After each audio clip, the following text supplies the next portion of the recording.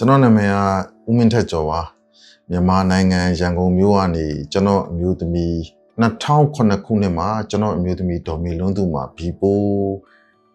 ရှိကြောင်းကိုကျွန်တော်တို့စသိခဲ့ရပါတယ်အဲ့ဒီနောက်မှာစေကူရင်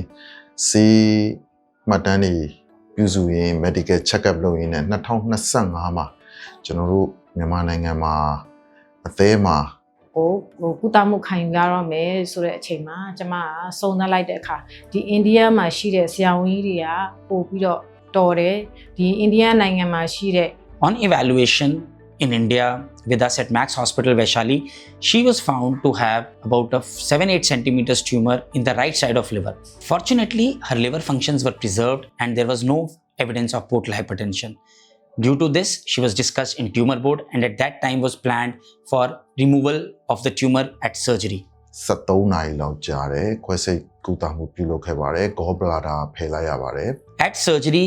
a part of the liver which contained the tumor was removed and this was followed by her being shifted to the room on the day of surgery. After 4 days, she has now been discharged from the hospital. တာမန်လူတစ်ယောက်လိုပဲစားနိုင်ပါပြီကျမရဲ့ကျန်းမာရေးကတာမန်လူတစ်ယောက်လိုပုံမှန်အခြေအနေကိုဖြစ်နေပါပြီအဲ့ဒီတည်းကျမက